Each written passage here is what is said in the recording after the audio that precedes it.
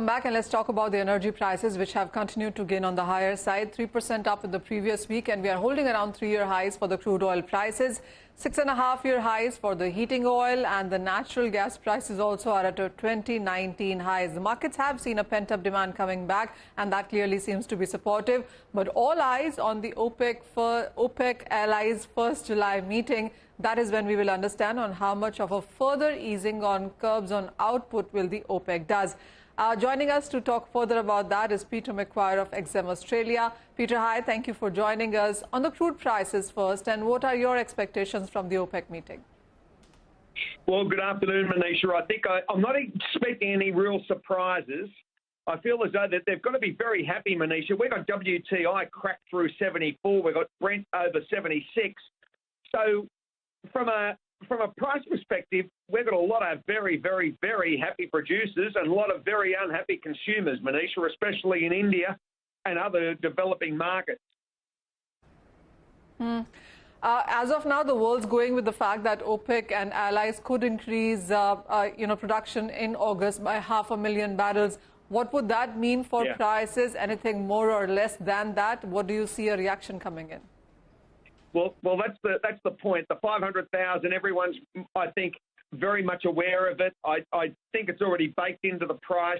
I'm not expecting any, as I said, any surprises. So I think they'll hold around this level.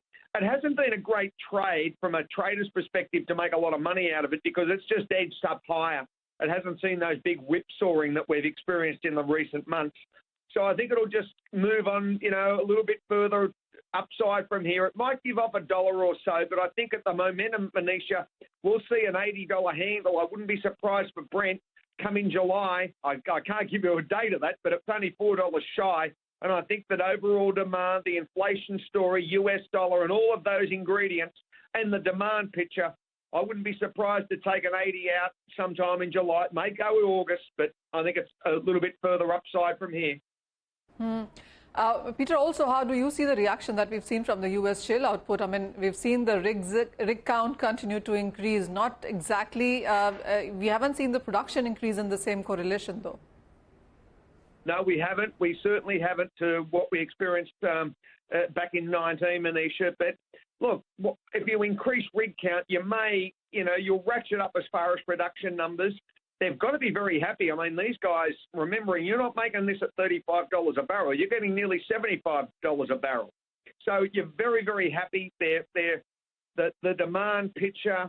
Overall, I think we've just gone into lockdown here in Australia, in New South Wales and Sydney. But the US is really coming out of this COVID mindset very, very strongly. Certainly Europe is as well, tourism and the whole engagement across the Northern Hemisphere. So that seems to be, summer's here, good news stories, and that will mean more consumption, jet flights, aviation, you name it, everything needs to be transported, Manisha. That exactly was my next question, Peter, because not just the crude oil prices, but if you look at the heating oil, gasoline, natural gas prices also are trading at a multi-year highs. So the crude and the crude products continue to do quite well. How would you look at some of these crude products? Because natural gas gets traded on the futures market here in India, and we are looking at prices really running through. How much further higher do you expect in some of these product prices? Well, let's put our mind back a couple of months ago, and that shocking condition what they had in Texas as far as that freeze, which was unseasonal, and that really crimped markets as far as nat gas because from a heating perspective also. So that really impacted market. And now you've had an enormously hot summer period.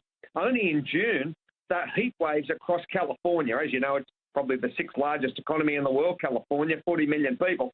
And they've had all sorts of problems as far as hydropower reserves are drying up. All of those issues, so you've got dealing with Mother Nature, and as you know, she can be very, very unkind, and that's what's happened. So I think that nat gas, Manisha, will probably edge up a little bit higher from here. I wouldn't be surprised, go, a bit further upside over that June and July and August due to weather conditions, certainly across that US basin. All right, Peter, thank you so much for joining us. So yet another gain coming in for the natural gas prices, crude as well. So months of July and August are expected to be quite bullish as we go ahead in sense of the energy demand.